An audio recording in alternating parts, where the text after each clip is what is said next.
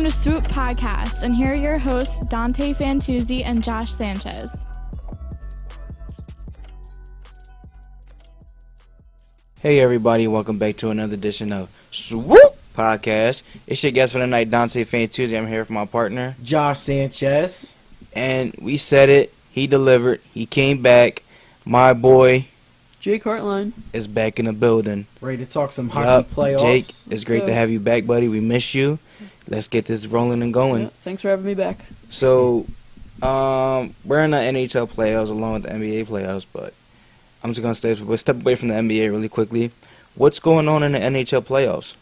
So tonight begins the second round of the NHL playoffs.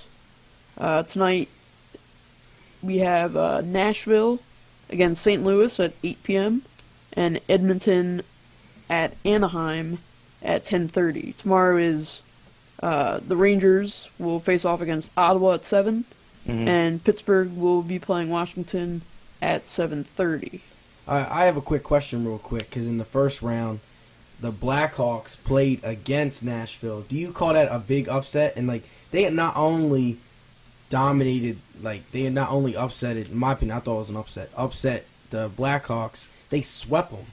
Absolutely. I mean, it was probably the biggest shocker in the playoffs so far. I mean, Chicago being that team that has won multiple championships over the past 7-8 years. Oh, I know. They beat us. Yeah, exactly. So they beat the Flyers. That hurt. Yeah, so it was a big shock for Nashville to knock off Chicago like that. And speaking of the Blackhawks beating the Flyers in that 2010 Stanley Cup, Nashville's head coach, Peter Laviolette, was the Flyers' head coach during that Stanley Cup run. So finally, Laviolette gets his victory against Chicago. So that's crazy. Do you think out of all the first round matchups, what do you think? Who do you think's the most surprising team that's still in it? Well, it has to be Nashville. It has to be Nashville. It has to be. So I think, yeah, with them knocking off that Blackhawks team, the Blackhawks have had a great history, but really struggled to score against Nashville.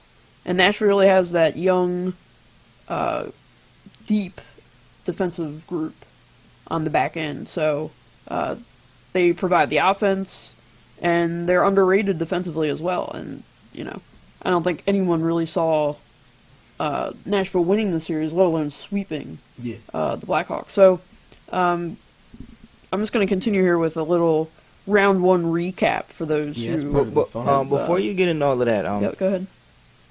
What series are you looking forward to watching in the second round? In the second round? So, definitely, I think the obvious choice would be the Washington Capitals against the Pittsburgh Penguins. I mean, Crosby against Ovechkin. It's just going to be a really great series. In the season series, the season series was tied at 2-2. So it's gonna be close. It's gonna be a great matchup. So I mean, if you're going to watch the playoffs at all this year, that's definitely the series to tune into. Both teams have been preparing for this for pretty much the whole year in anticipation of them meeting each other in the playoffs. Did they play last year in the playoffs? Not sure. Yeah, I'll double check that. Yeah, check that one. Because I have a gut feeling that they did play in last year. So what are the in rankings? What is what's his name? Crosby. What's his first name? Sidney Crosby. Sidney Crosby and Alex Ovechkin. What are they ranked in the league? Player wise. Point wise, or player wise, or overall player wise. Crosby probably has the edge. Crosby's definitely the better overall player. I would say Ovechkin is probably the better goal scorer. But they are neck and neck. I mean, probably the biggest rivalry player to player in the league. But I do know that Pittsburgh and Washington have faced off twice. Well, Ovechkin and Crosby have faced off twice before in the playoffs. Yeah, and Pittsburgh has won both. Yeah. Is this like a pick'em series? It It very well could be. Yeah. Okay. I'm gonna give the edge to the Capitals. Mm-hmm. So I say Caps in 7. Only because I think it's their time. It's finally. I think it's finally Ovechkin's year to go to the Cup and potentially, capture that Stanley Cup. Does he have the pieces to make it? Yeah, I'm think, probably asking obvious questions, but I know nothing about hockey. Sure. No, I think so. Washington is number 1 seed. They were the President's Trophy winner, being the team with the most points, best record, most points. Mm-hmm. So yeah, I do think they're the deepest they've been in the past couple of years, and the past couple of years they have been just as good as they are this year, but this year I think they have more depth, and they also acquired some pieces in the offseason and at the trade deadline, particularly Shattenkirk they got him from St. Louis to help out on the blue line, and they're hoping that's gonna push them past the Penguins finally. Now what's the blue line? Blue line meaning the defense. Yeah, Okay. blue line's defense. So All right. in hockey there's 2 blue lines. The blue line, there's like a blue line for each zone, each offensive zone, and it's like a offside line. So like in soccer when they go offsides, Mm-hmm. it's similar to that except it's a line that's not moving. Okay. In soccer, it's that last defender Mm-hmm. that counts as the offside, which moves Uh-huh. because the defender moves. But Yeah. in hockey, it's just a line that doesn't move. Okay.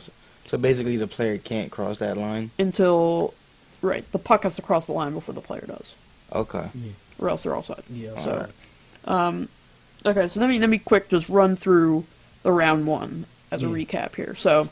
I was watching some of it too. It was good. It was good games. Yeah, speaking of great games, there was an NHL record for most overtime games in any playoff round.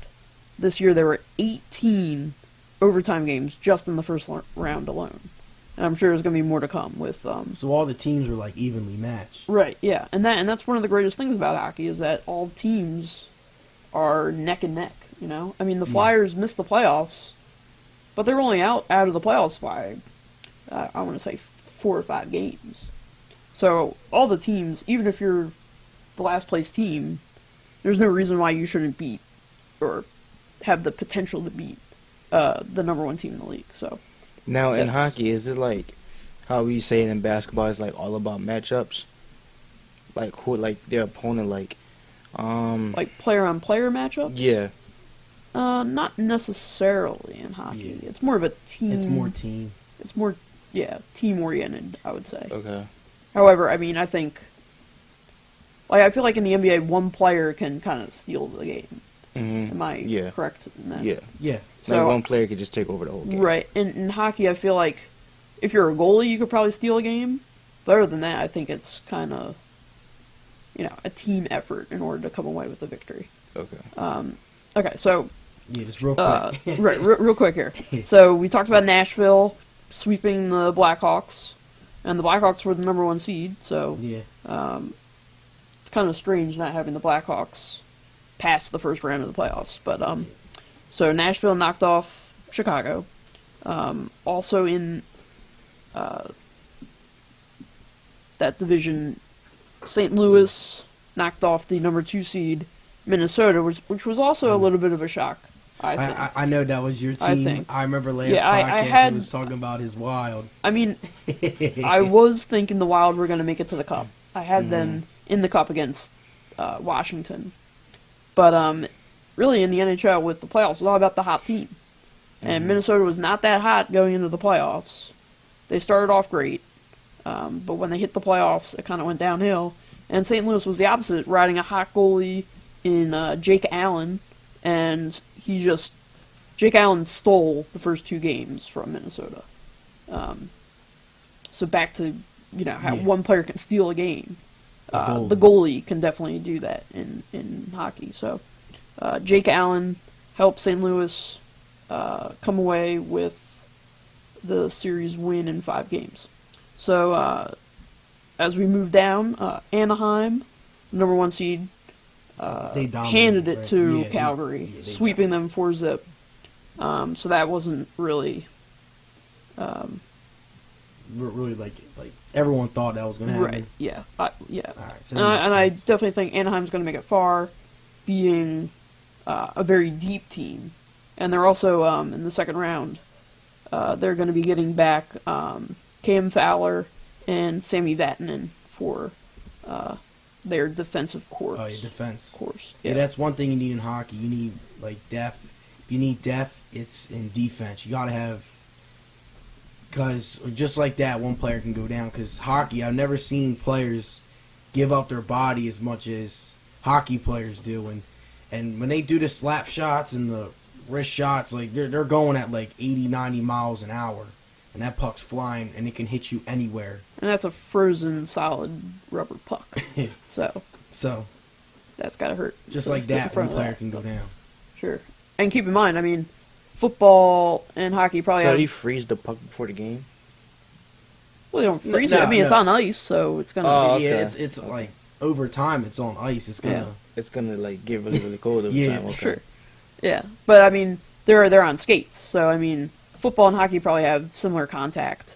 But hockey players are going a lot faster because they're on skates. So, yeah. All right, so, yeah. Now you got the East. right. So, well, real quick, finishing off the West, Oh, yeah, my fault. Edmonton beat San Jose in 6 games. So that was... Yeah, did you see interesting. that happening, or did you think San Jose was gonna win? So San Jose struggled late in the year. So it was kind of like the Wild. Yeah. Although I thought the Wild would overcome that, being a great team that they are. But I just feel like San Jose really fell off at the end. So Connor McDavid for Edmonton really Yeah. just almost single-handedly beat the Sharks. Although San Jose did beat Edmonton in Game 4 7-0, which is kind of interesting. That usually doesn't happen, that kind of blowout, especially to a team that ended up winning the series. Losing a game 7-0 is That's like a beat it's kind of crazy. Yeah, and that's one thing that makes me weary about Edmonton in the second round, So they're streaking. going up against the Ducks who just swept Calgary. Yeah. So I do think Anaheim's going to come away with that second round win. So now on to the East. As a Flyers fan, this makes me sick. Oh yeah, with all these. Yeah, with all these Yeah. matchups, our Yeah. rivals are still in it. That's right. So in the East, in the first round, we had the New York Rangers as the wild card team, knocking off the number 1 seed Montreal Canadiens. That was a great series with Carey Price and Lundqvist Yeah. facing off against one another, two of the They were best going goalies at in it. the league. But I was disappointed in Carey Price, to be honest. I thought he didn't play as well as we're used to seeing, especially from that caliber player. But Lundqvist looks more determined than I've ever seen him to win a cup. I mean, with his career nearing the end, it's going to be interesting to see. Then they lose to the Kings in the Stanley Cup. The New York Rangers. Yes, that would be correct. Just to make sure, just to double check, Lundqvist is the goalie, right? Yeah, for Yeah. the Yeah. New York Rangers. Henrik Lundqvist for the Rangers. He's nice. Yeah. He's been their goalie for a while. Yeah, He for his whole remi- career, actually. Yeah, he reminds me of the New Jersey Devils old goalie. That's Yeah, old. Martin Brodeur. Yes, I remember him when the Yeah. Flyers would ever play against him. He would just shut us down. Yeah, he's not quite Brodeur, but I But think He's like if he wins a cup, you could have that conversation. I think that's what's Lundqvist. That's the only thing he really needs is that he cup. just needs a cup. To, the cherry on top of a great career. So, continuing with the East, Ottawa knocked off Boston 4-2. This was an interesting series. Many people had Boston winning that series Because it's Boston, right? because it's Boston. I mean, but it was interesting all the because sports teams are. Boston was really banged up. First Yes, of they all, are hurt. they had a lot of injuries. They didn't have that depth available to them. And it was interesting that a lot of people picked Boston because if you actually looked at the season series, Ottawa swept Boston in the season series. So if that's any indication of how well one team has played against another, I don't know what else to look at, Yeah. So I did have Ottawa advancing to the second round. And then another almost upset between the Washington Capitals and the Toronto Maple Leafs. Yeah, it is the game I wanted to talk to you about because that game was in overtime. Yeah, that game 6. Game 6 was in overtime, and Toronto had some opportunities to win the game. They just couldn't. Well, actually, I mean, in that overtime, in Game 6, the ice was tilted towards, in favor of Washington. Oh, yeah, I agree. But, Toronto still had their chances. Sure. To force a Game 7, which a lot of people coming into the series were saying that they were going to get swept because Toronto has, like, a very young team. Youngest team in the league, definitely. But their captain, Austin Matthews, was the first NHL rookie to score in 4 straight playoff games for Toronto. So that was a bit of a shock. And in a regular season, he ended up scoring 40 goals, which many people did not. I don't think anyone saw coming from Austin Matthews.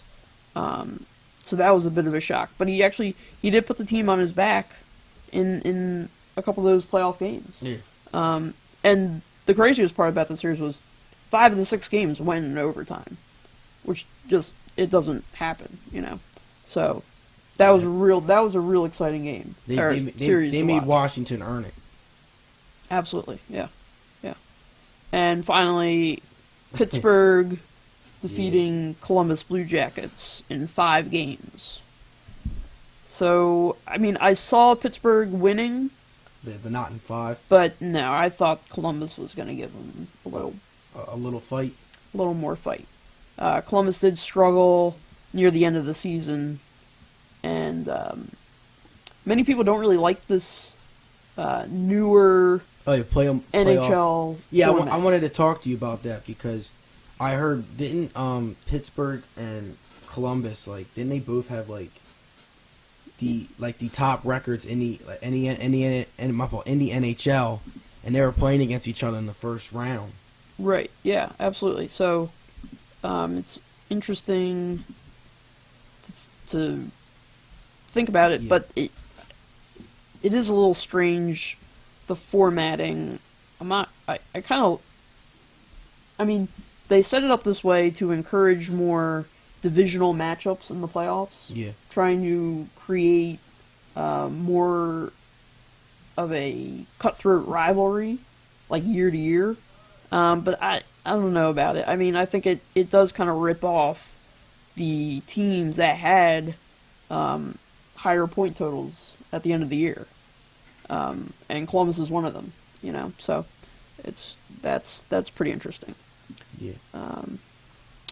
But also, I wanted to point out that the regular season TV ratings came out for the NHL, and the ratings were down in the U.S. this year, which is interesting, I would say. However, it was up in Canada.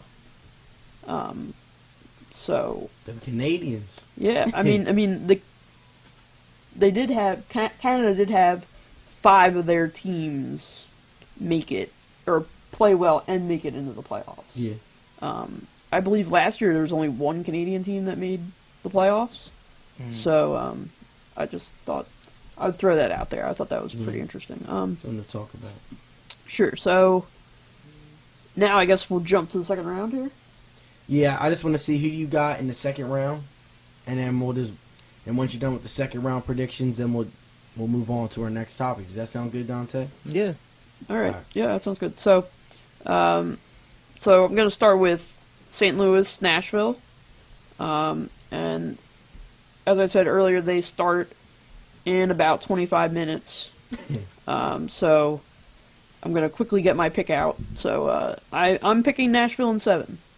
Nashville won the season series 3-2. However, I think it's going to be a tight, low-scoring series, I feel. And it's interesting that I would say the 2 hottest goalies in the playoffs right now are going to be facing off each other. Jake Allen and Pekka Rinne.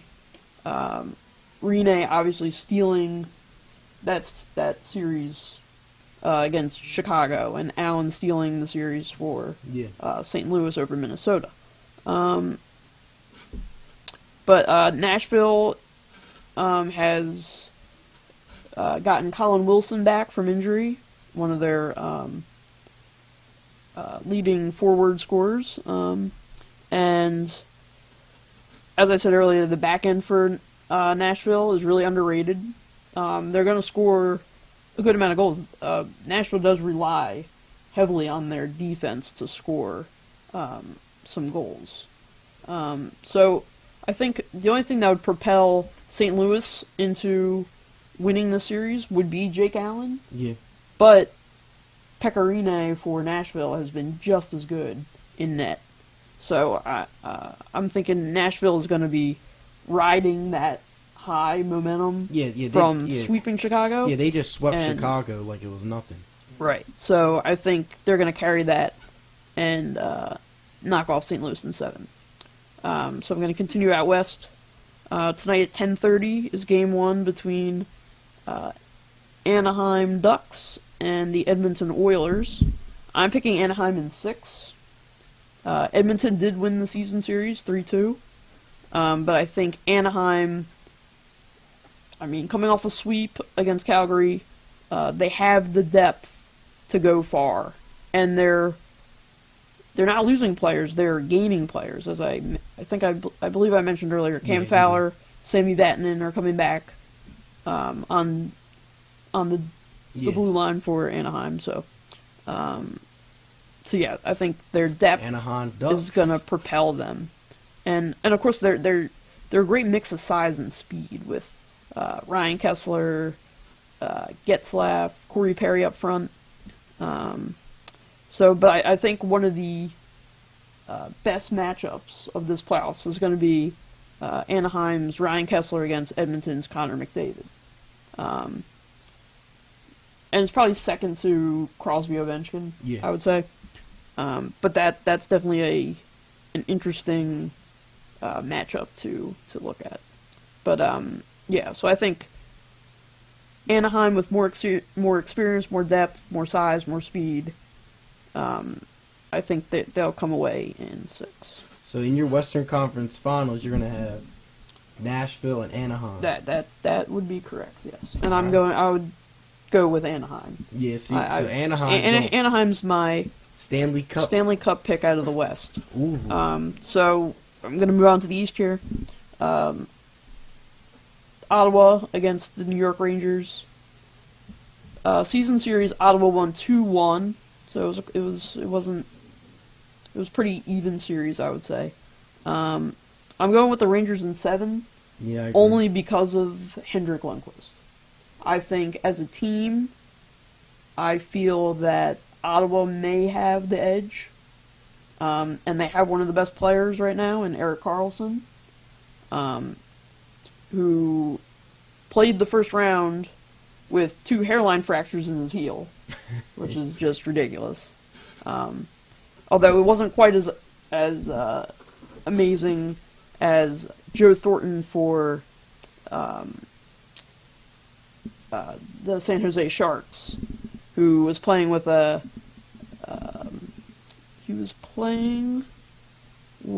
ACL and MCL torn ligaments, which is just I don't really understand how was he someone able to skate? can do that. But your ACL and your MCL are out. How can you skate? I don't know. I don't know. That's hockey for you. All right. They're tough for a reason. I think Rangers come out on top because of Lundqvist. Yeah. As I said, he looks incredibly determined to get that cup. And it's also interesting how the top playoff scorers for both Ottawa and the Rangers, Ottawa's Derek Brassard and New York's Mika Zibanejad, they were traded for one another. Yeah. And now are leading. So both teams benefited from the trade. Yeah, apparently. So hey, it's a win-win. We don't really see that a lot in sports. No. So So yeah, I pick Rangers in 7 only because of Lundqvist. But yeah. So finally, the biggest series of them all, Washington and Pittsburgh. I'm picking Washington in 7. If Pitt wins, it's going to be because of their speed on the ice, getting around the Caps defenders. That was the Caps' weakness earlier in the year and in the first round against a pretty quick Toronto team. And once again, if you're going to watch the playoffs, this is the series to watch. Washington, Pittsburgh, Ovechkin, Crosby. It's going to be a good one. I pick Washington in 7. And that season series was tied at 2. Okay. So that is definitely the series to watch. So then you got Rangers and Capitals. Just real quick, who do you think? Who do you think? Who do you think's gonna play the Ducks in the finals? I'm taking Washington. I am. So you got Washington and the Anaheim Ducks in the Stanley Cup. I did originally have Minnesota. Yeah, it happened. But Trust you me, know, that didn't work out the way Minnesota wanted it and the way I thought it was going to happen. So. Jake was probably mad. He was like, dang it. Yeah. My wild. Oh, man. But, man, those are some very good, interesting picks for the Stanley Cup playoffs.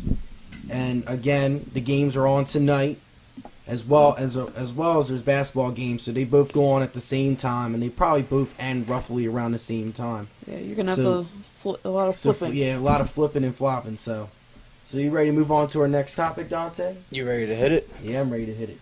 All right. So, if you were listening, Jake and Josh had brought up a very interesting topic about hockey players having to play through their pain. The one player playing with a torn ACL, MCL? That's correct. Joe Thornton of the Sharks. Yeah. Joe Thornton of the Sharks playing with a torn ACL and MCL. Don't know how he did it. And one topic that we're going to discuss is whether these players should get fined. Well, you mainly see it in the NFL. Players getting fined for smoking weed. I necessarily don't think that they should get suspended for it. Josh, what's your take on it? I really think players should not get suspended or fined for it if they're using weed for for the right reasons. Because I know football as well as hockey and other things, there is a lot of physicality in the games, a lot. And playing football in high school, after every game, your body's dead. If you really give it all, if you really give it your all, your body's dead. Every football game, as well as hockey games as well, and people need to recover from injuries quicker, medical marijuana and stuff like that. So I think do people get suspended for alcohol for having alcohol in their system? No. So if people don't get suspended for having alcohol in their system, I don't know. Then why should they get suspended for marijuana? Because I look at marijuana as it's in the future it's going to be legalized in more states in my opinion. Mm-hmm. And I think once it gets legalized nationwide, I feel like sports will give a leeway for it. But we see from Le'Veon Bell's already had 2 suspensions from it. You see Josh Gordon hasn't been in the league in 2 years because of it. And I just think it's not like they're on some other crazy drug or they're taking PEDs or steroids. Right. No. I mean, I think it does depend on the state in which the player is using it. Mm-hmm. I think the NFL should play that into the equation. But I also think, I don't know if comparing marijuana and alcohol is the best comparison, because alcohol is legal. Marijuana is not legal across the board. However, it's leaning towards. Yeah, but see, one thing, I don't mean to cut you off there, Jake. One thing that I always failed to understand is that if alcohol, okay, we take marijuana, right? Weed. We take it, it's plant grown, it can be homegrown. These players use it to heal their body. In the NFL, probably the most physical contacted sport out of all sports besides rugby. In the NFL, you will most likely have a game on Sunday, then have to turn right back around and have to play a game on Thursday. Many players can't get their body healed and adjusted in that quick of a time. And, just because you smoke a little bit of weed because you're in pain, doesn't necessarily, I don't see anything wrong with it. Now, alcohol, on the other hand, what benefits do you get out of alcohol? Now, you can get benefits out of medical marijuana, but you're not going to get no benefits out of alcohol and drinking and stuff like that. But I also think it translates into the political spectrum as well. Because many politicians also some politicians believe that there are no benefits to smoking marijuana. Saying that it is, some go as far as saying it's almost as bad as heroin. Now, I know that's crazy, but there's always those people that say that. Yeah. Right. I think I'm looking at it from the NFL's point of view, saying that, many politicians also believe that marijuana should not be used by anyone. And I feel as though the NFL is kind of, taking that idea and kind of running with it. Now, I don't know if you were going to say anything, Josh. No, you're good. But just one last thing I have to, say is that,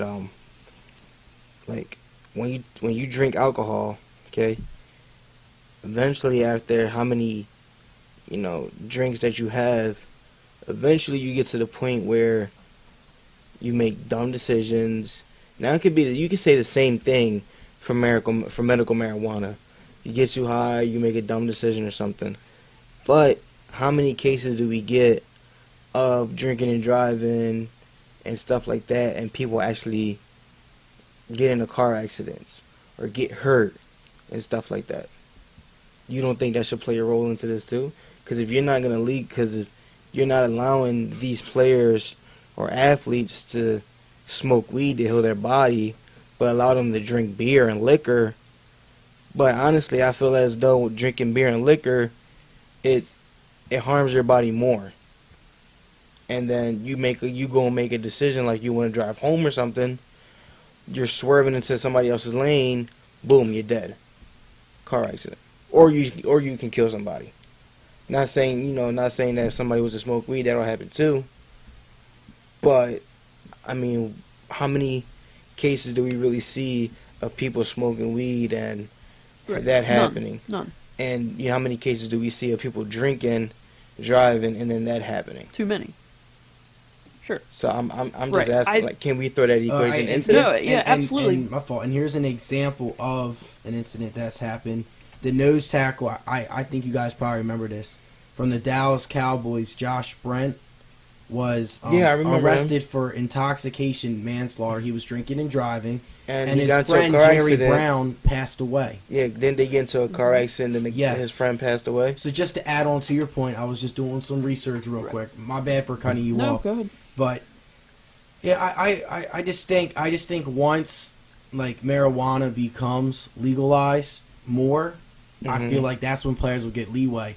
I just think that players should get suspended for seasons, for a whole season, just for having it in your system. It's not like he's having PEDs in his system. It's not like the player's having some other foreign kind of drug. He just has marijuana in his system, and people act like he's out doing things. I feel like Josh Gordon is getting a bad rap with the NFL. It's so long with Le'Veon Bell. Yeah, and same with Le'Veon Bell, because Le'Veon Bell's had 2 suspensions. I think his next one, he's out for a year. Yeah, I mean, I see it like this. You gotta be careful.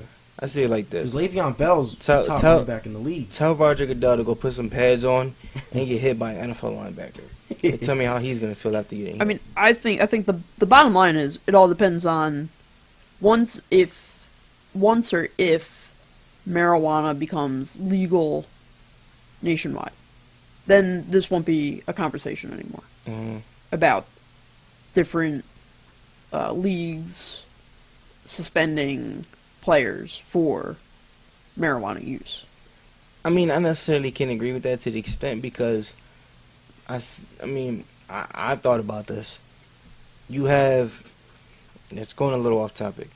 Tobacco's legalized, right?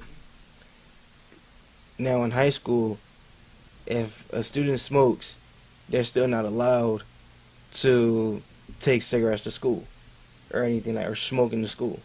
I see it as the same thing. It's their house, it's their rules. However, it's not as universally accepted as cigarettes or tobacco, alcohol. It's just the way how society is. Mm-hmm. I almost can't blame the leagues because I don't know. It's almost encouraging illegal activity in certain aspects in certain states. So in that case, I would understand where the league is coming from. Not that I agree with it, but I understand it. I mean, I think this is something that can be like literally conversated for forever, and then I don't know. I just feel like they should legalize it. I think the NFL should be fine with it because necessarily, if it's doing any harm to the body, then it's harm that takes a toll in the long run. Just as the same as alcohol. Like as much alcohol you put in your system, the more it's going to eat up your liver. And then eventually, from own experiences, you'll get cirrhosis of the liver and stuff like that.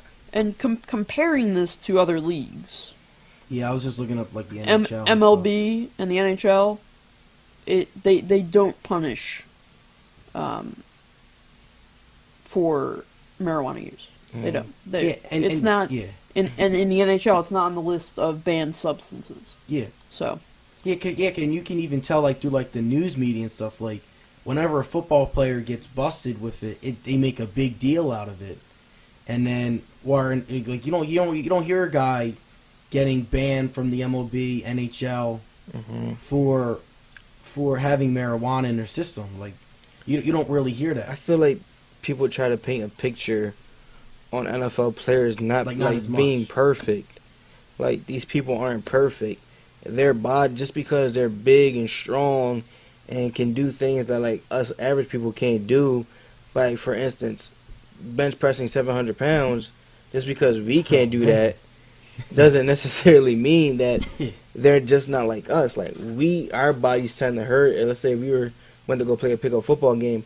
At the end of that game, our bodies are just going to hurt just as bad as theirs. Maybe even worse. And if the NFL is so worried about player concern and player safety, then I see it as, why are you still making a problem out of this? Problem out of smoking weed if it's there to help the body, help the muscle. B, why are you still having games on Thursday nights if you're playing Sunday and, expect these players to be ready in time? It's not going to happen. And because they turn to, marijuana to help them, it's a problem. It's like if we turn to Tylenol just for a headache, we're getting in trouble because we're taking Tylenol to ease our headache or Advil. I can't comprehend with it. Yeah. Any final remarks? So I just want to point out that although Major League Baseball doesn't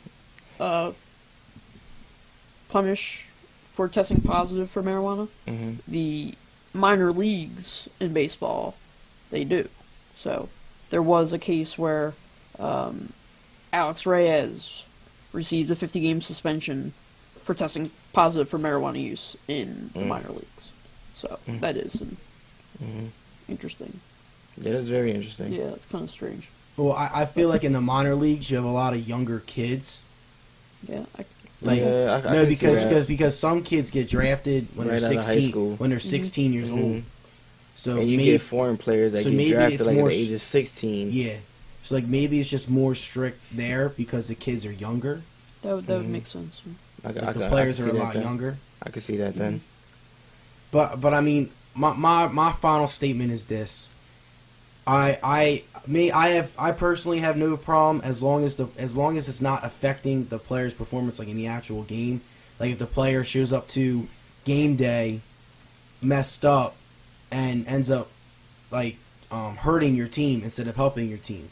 That's the only thing that's the only situation I'll have against it. Right. I just feel like players should not get suspended and get like a bad rap in society, because when an NFL player gets suspended for marijuana, the media and everything makes a big deal out of it, and then the player just doesn't get better from it. Mm-hmm. Like with Josh Gordon, it just happens over and over and over again. And as we see, the one year he played, he led the league in receiving yards. And actually, one thing though that I did hear, potential in the world. He's 26 years old. Yeah. And you just can't play in the game because how the NFL is strict with the marijuana. So I just think that in the future, I feel like once marijuana becomes legalized more, I feel like they'll have more leeway towards it, like how alcohol is today. Now, that's my closing statement. One thing I did hear in a radio station one day was that it was a running back in the 80s. I can't remember his specific name. He came on the radio and said he got high before the game. And he says he played better. Yeah, as long and as it improved his focus. No, it's different for every player. You can't. Yeah, and I'm not saying that's I'm not going to say that's for every player, but I mean for him, for an example, as long as he played better and his focus improved. As long as it does not affect my team in a negative way, I'm fine. But the league has very strict policies, and the players, again, the no fun league, pretty much. I agree. So we're gonna wrap that up right there, and to move on to our next topic. So virtually last night, I don't know if anybody watched the game. The Rockets defeated the Oklahoma City Thunder and sent Russell Westbrook home packing. Now, it was not his fault. What, the game? Russell Westbrook's fault. We're gonna talk about that. Actually, these two players are the head talks of the MVP race for the league. Harden, Westbrook, who do you take? And you also had conversations of it should be a co-MVP because they played, so phenomenally well. But I think last night's game. Well, do you think that Harden's? Well, actually, do you think that since Harden defeated Westbrook last night, do you think it solidified Harden's position for MVP? I can see that argument because when a lot of people compare MVP winners, like Steph Curry last year was on the greatest regular season team ever, and he won MVP. So team success is valued highly in the NBA. And Harden did not shoot his best. Andre Roberson, even though offensively he is the worst player in the league. Is one of the worst players. I don't know how you shoot 40% from the free throw line. Well, he shot 10% in the series, and he is a small forward, so he's not even a center. So that's disgraceful. But defensively, he is one of the best defenders in the game and guarded James Harden very well in that series. In my opinion, I'm going to stick to my opinion coming into the postseason. I was saying first ever co-MVP because if there was a season for it to happen, it would be this season because of Russell Westbrook's historic season as well as James Harden's. James Harden led the league in assists with almost 12 a game and almost put up 30 a night, which is highly incredible. To finish top 5 in scoring and assist and not win MVP, there's something wrong here. And then you have Westbrook, on the other hand, doing something that no one's done in 50 years, leading the league in scoring, finishing in the top 15 in rebounds and assists from a guard. Highly, and just incredible. I can't even talk about it. So if there is a season for co-MVP, it would be this season. And I think that I just think that there's a first for everything. In history, there's got to be a first for everything. And it's happened in the NFL in 2004. with Manning and can't forget the other quarterback's name off the top of my head. I got to look it up. And while you guys talk about it, I'll look it up. It's happened in baseball, and I'll double check if it's happened in hockey. But there's a first for everything. And I'm going to continue to be strong in my opinion. I was going co-MVP with the playoffs. But I do get if either Harden or Westbrook gets it, I'm happy with either or. Even though I would feel more upset if Westbrook didn't get it, only because of what he's done in 50 years. Like, this has not been done in 50 years. But I would be happy with either Harden or Westbrook winning MVP. So, in my opinion, I would just go with co-MVP. And Kobe said it too. Legend. Now, everybody can give their own opinion. Yeah. But the numbers are true facts. You can't change numbers. Now, I'm going to go a little bit deeper into everything. And I'm going to talk about a little bit of the playoffs and a little bit of each player. Obviously, in the beginning of the season, I had Russell Westbrook winning the MVP. But as the season went along and, things started to plan out how they started to plan out now, I had switched my co-MVP. I had to eat my words and switch it. I got Harden as the MVP now. And Harden shot 47% prior to games 4 and 5. And games 1 and 2 he won. Game 4 was just a complete win overall for the Rockets. Game 5, Harden closed it out down the stretch. Late in the game, you put the ball in your superstar hands, right or wrong? Yeah, the superstar has the ball in his hands late in the game. Harden did what he was supposed to do, close out the game, and make the plays. He got two baskets late in the game. One was at the 6:15 mark, and the other was at the 3:44 mark. So he got the job done in the clutch, is what you're saying. Yes, but I'm gonna go deeper into that though. Okay. I know, because what I saw was both players put up high numbers, but both players did not shoot the ball well. Yeah, neither player shot the ball fairly well. They both shot the ball like crap this whole series. I can't agree with that because Harden, like I said, Harden shot 47% the first 3 games. Games 4 and 5, he shot about 35 to 40. Yeah, I mean, 3-point percentage, they shot the exact same pretty much. Westbrook shot 27, but I'm talking overall shooting percentage. All right, so just field goal percentage. Right? Yes, so your field goal percentage. Because Robertson, a lot of people are bad. I'm sorry for cutting you off, but a lot of people are bashing Robertson offensive game. His offensive game is terrible, but he's not on the court to be an offensive scorer. He's on the court to shut down the best offensive player on the team, like the best guard or wing player on the team, and he does that. He had 5 blocks in Game 4 in the first quarter. Mm-hmm. He does need to work on his free throw shooting. I will agree. He needs to get to at least 70%. Because if you can't, you got to at least get 70% of your free throws from a wing player. But other than his free throw shooting on offense, he was their second leading scorer the whole series. I think that's a step up. Like, the Thunder actually got more from Robertson in the playoffs than I expected. So I just think a lot of people are giving him a hard time when offense is not his game. Defense is his game. But how can you not give him a hard time when he's just atrocious on offense? He's not atrocious. He averaged awful. He averaged 13 points in the series. Take away the series. What did he average the whole year? I don't know. I'll pull up the stats now. Possibly the worst offensive player in the league. But he's a good defender. I'm not going to take that from him. He is meant to be a defensive presence. That's absolutely fine. That's his game. Okay, but in the first 3 games, did he stop him? He couldn't stop Harden. If he's shooting 47%, that's not stopping him.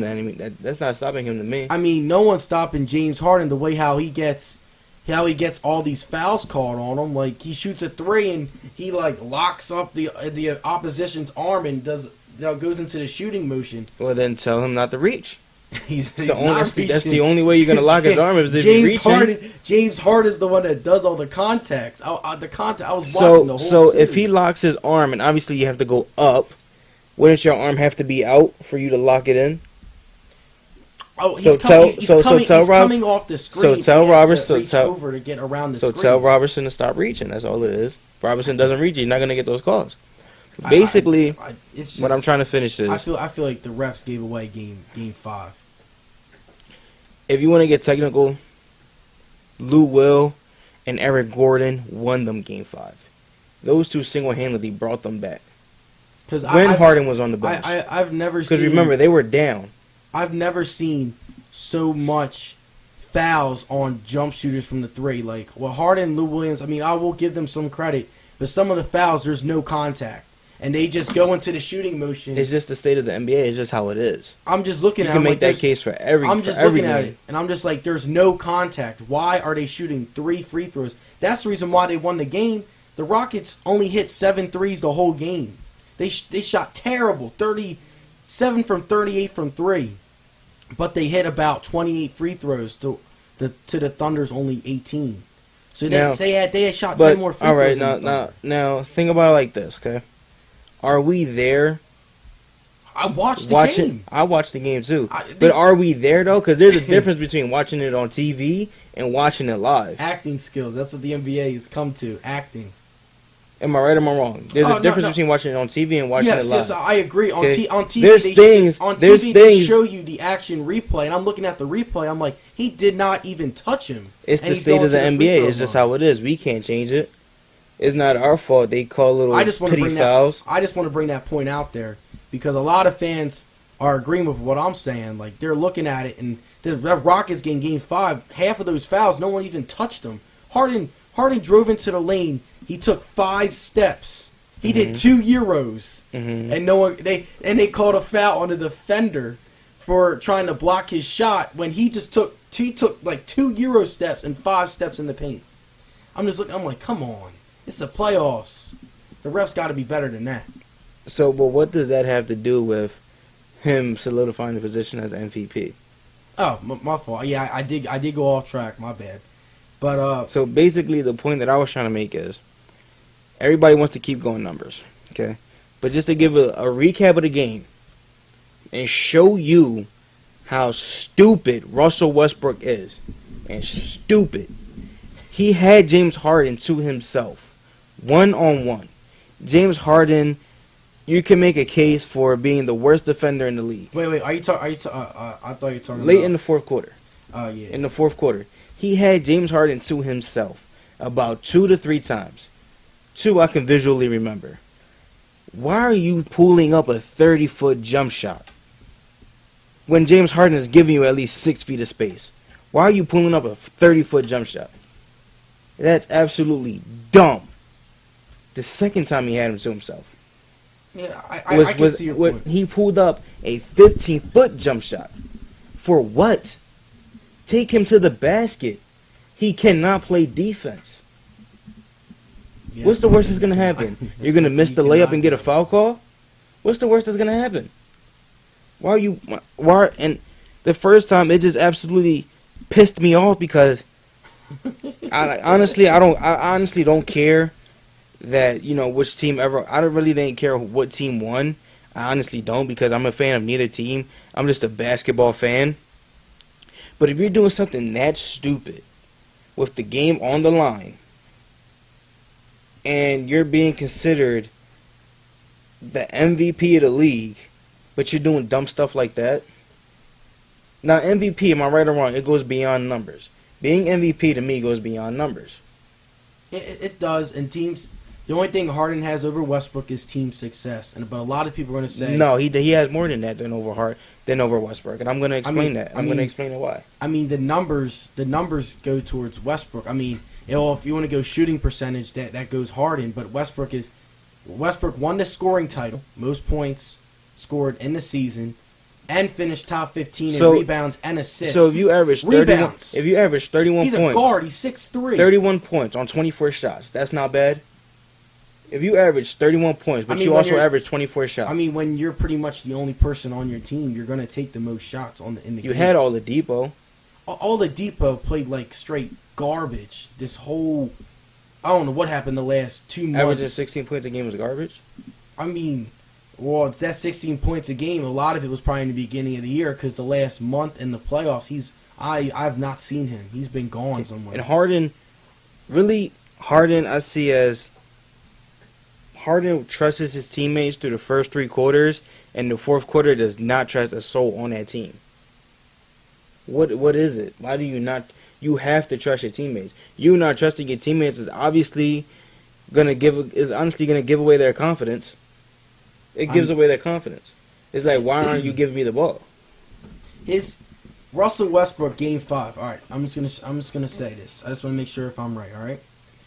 Westbrook goes for 20 points in the third quarter. Am I right? Goes on fire in the third quarter, Game 5. On fire. Was not missing anything. And then shoot 3 after 3 after 3. And then shoot 2 for 10 in the fourth quarter. Okay. But Russell Westbrook, the Thunder have a 5-point lead going into the fourth quarter. 5-point lead. They take Westbrook out for just 2 minutes and 30 seconds. The lead goes from up 5 Thunder to down 5 Thunder with the Rockets. Rockets up front by 5. Now Westbrook comes in the game. Remember, down 5. Remember, James Harden was out the game too. Yeah.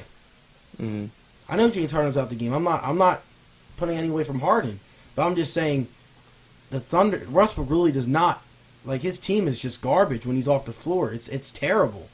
It's sad to watch. This whole playoff series, the Thunder had a plus minus of like 10 with Russell Westbrook on the court. With him off the court, they're minus 50. That's the reason why the Rockets are walking out as the first round winners. Like I said going into the series, Harden and Westbrook are going to do their thing, but it's going to come down to who has the better team, and Harden has the better team. Can you blame that on him? No, you can't blame it on anybody. But I'm just saying, a lot of people are going to argue that for Westbrook winning MVP, that it's called most valuable player. And Russell Westbrook's value to his team is just a little bit more than what Harden's value is to his team. That's why I just think, because you can throw that in, and then you also throw in the team success. James Harden's team finished 3 seed in the West. James Harden's team beat Russell Westbrook's team in the playoffs. They're so close in stats because Harden has a better field goal percentage. Westbrook has the better scoring, rebound, and assist. Oh, no, not assist. Harden has them in assist, my fault. But Westbrook has that historic triple-double performance that I just think is just too close to call. And you got LeBron and Kawhi Leonard that are going to take some votes. All right. So this is the case I'm going to make for James Harden, okay? That's just me. This is the case. Real quick. Go ahead. Are we... So I feel like in an MVP discussion, it should be solely based on the regular season. Is that a fair assessment? Yeah, but, I mean, it pretty much between these two players, it carried over into the postseason. Well, because they actually played against each other. Well, this year is the first year ever, my fault, before you started, in the NBA where they do not announce the award winners but at the end of the regular season. Because how the NBA does it is what they usually do is they, like, we'll know by now who won MVP, who won Rookie of the Year, Coach of the Year, everything. But this is the first time ever that they're waiting till after the playoffs to announce all the award winners. So they're waiting, and that's June 26th on TNT. So just mark your calendars for that one. No, that's why we're talking postseason for the first time ever, because how the NBA does it is, like, by now you already know. Like, it wouldn't be a contest. Like, so that's why I'm just like, first. That's why we're bringing in the postseason. I get your point, because MVP is main. I think the MVP is mainly a regular season thing, yeah. because by now we would have been they would have been announced it. Yeah. Like, let's say if the MVP was James Harden, for instance, they would have announced it their first home game in the postseason. Yeah, and then he would have and then they would have had this whole ceremony for him before the game started. So that's that. But I'm just gonna make a quick case for James Harden real quick to be the MVP of the league. My first point is his per game numbers are unmatched by any MVP since 1980. Oh, I agree. My second case, his efficiency and / usage numbers in line with recent MVP winners and better than his fellow MVP candidates, which, like, they're better than others. Yeah. Okay. My third one, his preferred methods for scoring are directly in line with current best practices. What does that mean? He makes it look easy getting his points. Yeah, I mean, that makes sense. I mean, you're hitting me with all these advanced stats. My fourth one, he is the most productive playmaker for his teammates in the league. Oh, yeah, I agree, yeah. What he's done, he's the first player ever. So he makes his teammates look better than what they are. See, I'm in agreement with him or Russell Westbrook winning. I can't see what player does Russell Westbrook make better on his team. Well, Russell Westbrook's team is a playoff team, so he does make his team better. I'm talking single-handedly. Like, you know how like we can sit here and say, oh, well, James Harden makes Patrick Beverly better, he makes Nene better, he makes Ryan Anderson better. And we say, it's what we always say, James Harden makes not James Harden, LeBron James makes everybody around him better. I get your point. So who does Russell Westbrook make everybody better on his team? Virtually nobody. Yeah, he does not, because when he's not on the court, there's no other leader on the team. He doesn't make anybody else around him better. But they still made the 6th seed in the Western Conference. So he made his team better, but not when they play against elite competition, they're not there. They're not to be. There's nowhere to be found. I would say, I think you're trying to say that he didn't make the team better, like the team around him better, but he put the team on his back and carried them. To an extent, though. No, he did put the team on his back. They're a playoff team. So who, Russell or James? Both. Because if you think about it, both of them put their teams on their back. Both of them did the same thing. And to add to your point, James But Harden. if you think about it, though, when did we ever hear of Eric Gordon playing this well? Oh, I agree. Have we heard of Patrick Beverly playing as well as he is now? To the point where he's arguing with Russell Westbrook in the middle of the game. Yeah. No, they have elevated he has elevated their game. I will agree. Russell Westbrook, if you ask me, can't do that. He just puts the team on his back. He just wants to take over the whole game because virtually he's probably the most aggressive player in the league besides LeBron. He's probably the fastest player in the league and can outrun everybody, so which makes it easier for him to blow by everybody. And if you ask me, look, Russell Westbrook is taking on this role where he doesn't. How can I best explain it? I don't think Russell Westbrook is a vocal leader. Like, you could commit a turnover. Your teammate can't commit a turnover, but he's not there talking to you on the sideline like, "Hey, it's all right. We'll get him next time," or anything like that. And you seen that late in the game last night when Victor Oladipo overthrew the pass to Russell Westbrook in the corner. He just goes, takes a deep breath, and then just walks away. Like, you don't say anything to him. Maybe he's not trying to throw his teammates under the bus, that's all. But you can't talk to him really quickly. Like, hey, it's okay. We're going to flush that down the toilet. We're going to move on. I mean, I get your point. And as we seen in the game yesterday, we literally heard it. James Harden not verbally attacked Lou Williams, but he's like, come on, Lou. Like, come on. Like, it's time to get back on the ball. You know what I'm saying? Yeah, I get your point. So I don't think Russell Westbrook is a vocal leader at all. And another thing that I really want to point out to like really finish the topic, well my points for James Harden. Yeah. He is the engine of the NBA, one of the most effective and forward-thinking offenses in recent history. Mm-hmm. Do you get what I'm saying? Yeah, I get what you're saying. Okay. He excels at making the game look easy. Well, I already said that, though, but just in higher terms, basically. And this team is really the NBA's bigger overachiever and boosts one of the league's best records. So, basically, if somebody's going to ask me what I mean by that, basically what I mean by my last point is James Harden, with the team he has now, nobody expected them to be at the 3 seed. Yeah. Overachiever, basically. Remember when he had Dwight Howard? Everybody was expecting so many things from the Rockets. Yeah, it was more than just one superstar on the team and all of that. Now that he didn't have anybody this season was actually going to the season, nobody expected them to finish with the 3 seed. Nobody expected them to have one of the best offenses in the league, to the point where if you take, in recent memory, if you take other offenses, I'm talking like from years in recent memory, and in effectiveness and points and everything like that. They're only right behind the Warriors in recent history. Yeah, no, like, and the Rockets, they have the NBA record for most three-pointers made in NBA history, but they've taken the most three-pointers ever in NBA history. So, I mean, I get your point, but the same case can be said for Westbrook because no one thought the Thunder were gonna. Yeah, you can make the same case for them too. So I just think that they're so evenly matched that I just think we're gonna see history. That's just my opinion. Honestly, I think it's come down to the point where if you just wipe the numbers away, like their own personal numbers, like their own points, assists, and rebounds and stuff like that, and you think of the bigger picture and think about the actual game of basketball and the team, Harden has to win this.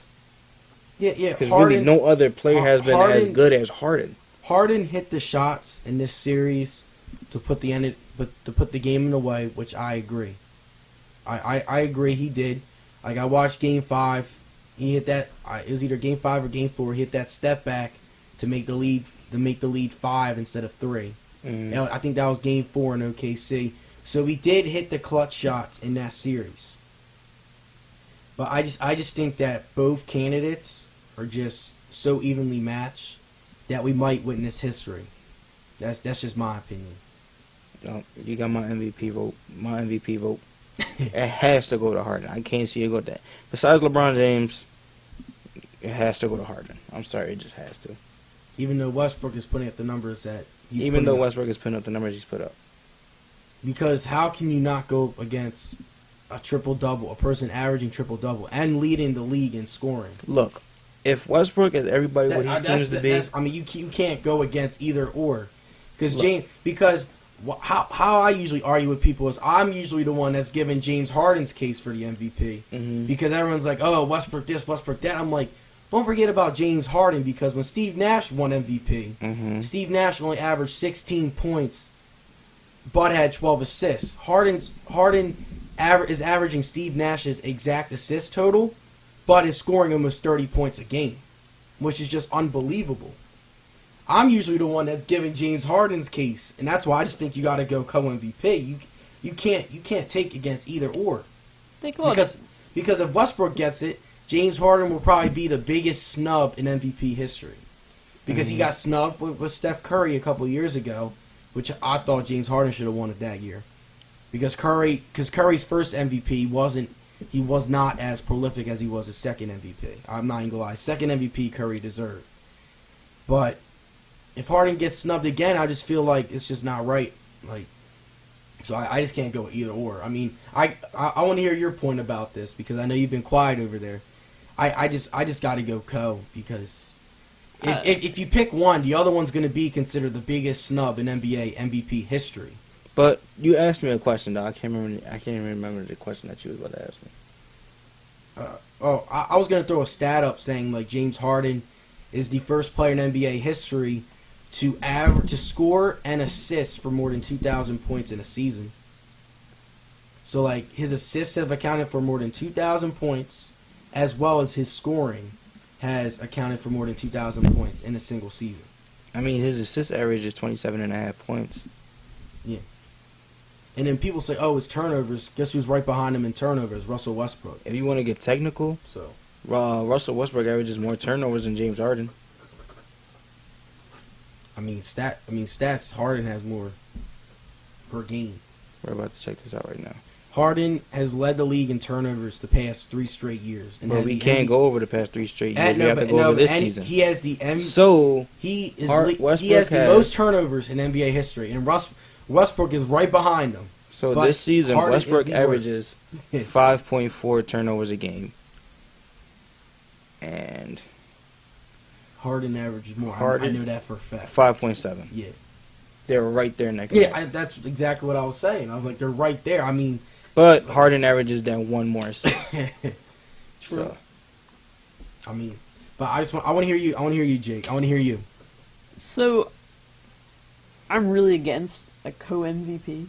Yeah, I mean... I get where you're coming from. It's a most valuable player, not most valuable players, I don't know. I have a hard time believing that they would pick 2. Mm-hmm. You know, but I do. I don't know. For not knowing as much about the NBA as you two, looking at the stats here, I'm going Russell Westbrook. Mm-hmm. More points. More active triple doubles. Mm-hmm. More active, most triple doubles in a season of anyone ever. Yeah, he beat Oscar Robertson. Right. So I don't know. I just can't. I don't see the case for James Harden. Harden. Right. I want your opinion, like for hockey. Like what would be considered like a historic season for like hockey? I mean, like I want to think like what's the equivalent of like a Russell Westbrook season this year in hockey?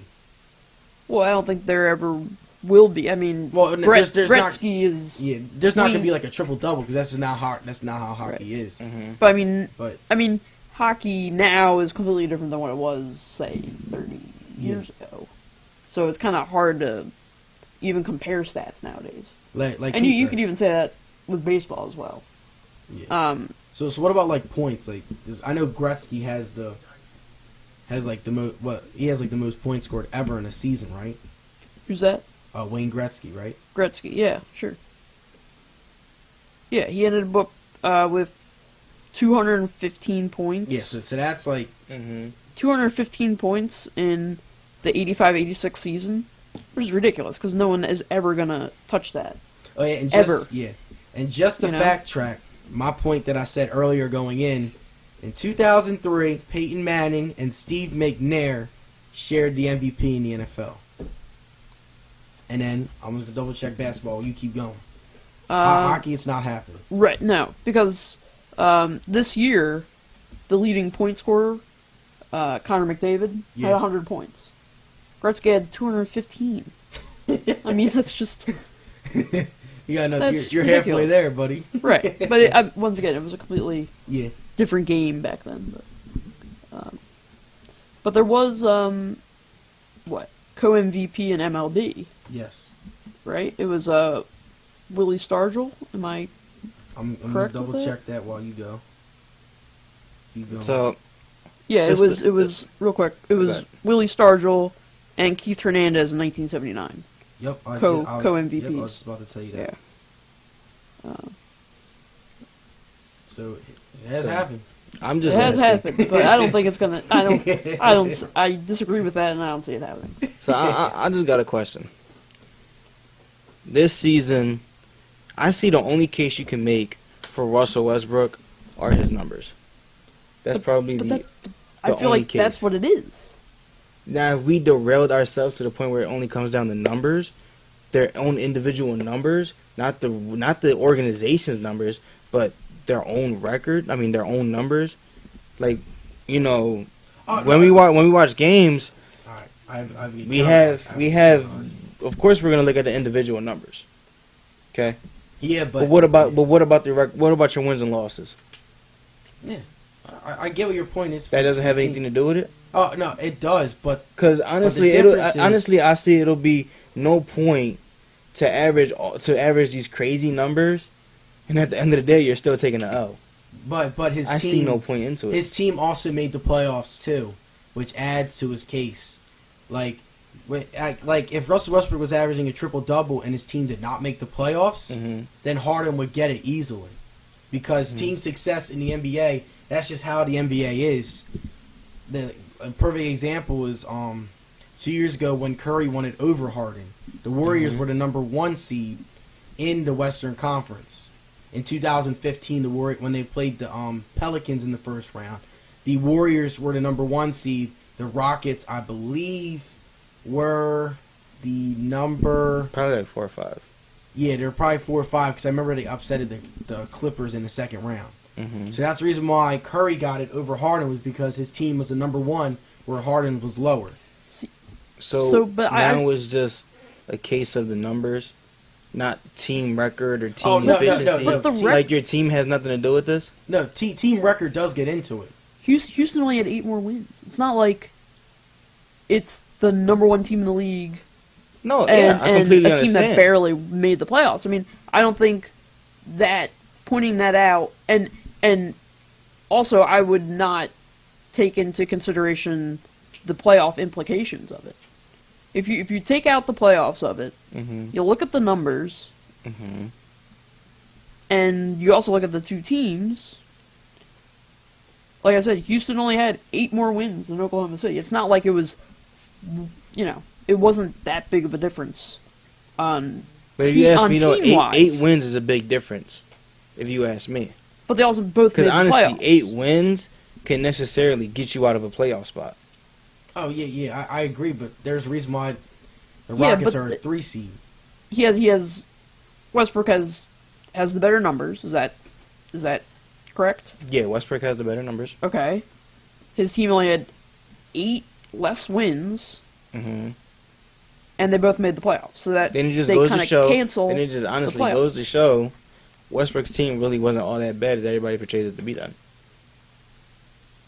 I don't know if you can say that because Russell Westbrook's team is terrible when he's not playing. Just absolutely terrible. Right, and I think that's another thing. So all I right, think so that's then another one, thing. so then one player I'm going to bring up, and I always bring him up in this conversation, Allen Iverson. Did Allen Iverson? He Did- did win one MVP. No, I'm not even talking about MVP. Just saying. Okay. Did or did not Allen Iverson take the worst team to the NBA Finals? The NBA though was also a lot different. Talent-wise, it's more talented now than it was. So let me ask you this question then: in Would you 2000 rather have 2001? Would you rather have Eric Snow or Victor Oladipo? Well, they're They're two different. Would you rather players. have Robertson? All right, so let me give you this case then: Robertson or Eric Snow?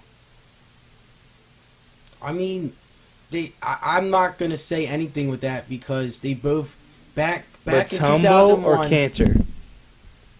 Mutombo's the better defensive player. Yeah, Cantor was nowhere to be found this series. He played awful. So if you were to take Harden Mm-hmm. off the Rockets and you take Westbrook off The Thunder. the Thunder, Mm-hmm.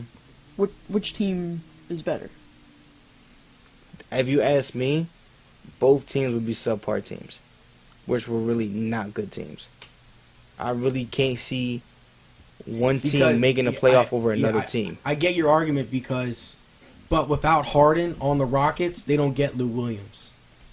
Without Westbrook on the Thunder, OKC, they don't get Taj Gibson and Doug McDermott. That's why, when I So let's go with the rosters that decided off the season. I said the roster that starts off the season. That's what I say.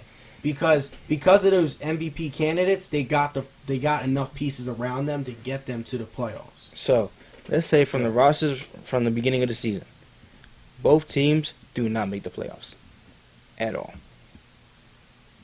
Yeah. Granted, the Rockets may have a better record than the Thunder, but neither team is making the playoffs. Sorry, it's just not happening. Because if you think about it, what team has that player to go to late in the game? Nobody. Eric Gordon once tried being that player with the Pelicans. Yeah. Did it work out? No. Yeah, I agree with that. He's Oladipo showing flashes of Oladipo once trying being that player Eric with the Gordon. Magic. Did it work out? No. Nope. I don't know. I think when picking an MVP, the numbers come first, and I don't think I don't think it's even close. I honestly think that it's going to be like that for any MVP talk in any sport. Even in hockey, I'm pretty sure the numbers come first.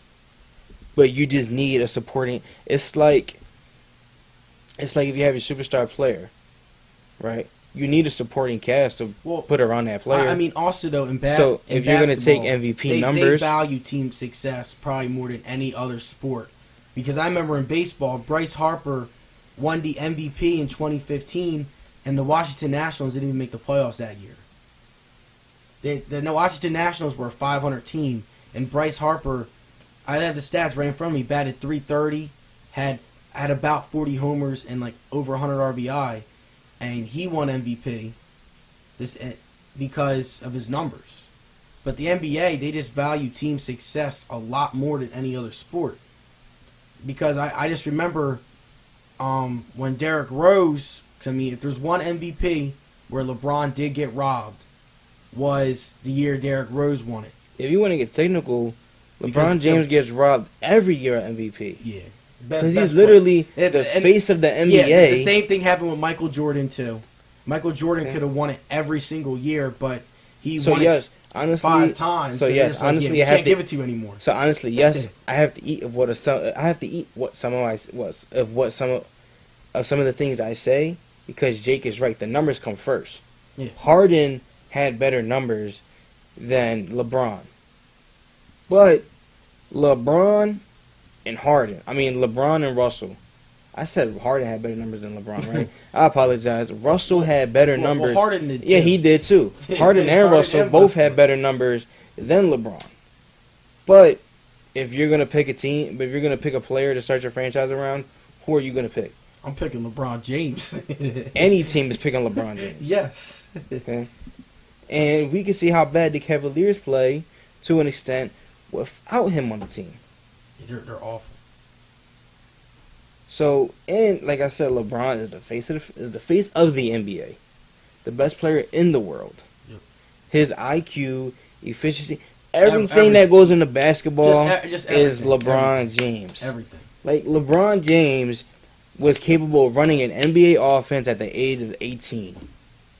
At the age of 18, running an NBA offense. Crazy. Kobe Bryant couldn't even do that. Because Kobe Bryant sat out his first 2 years when he got drafted. No, he played. He just was like a role player. He only got like 8 points. He played his first 2 years.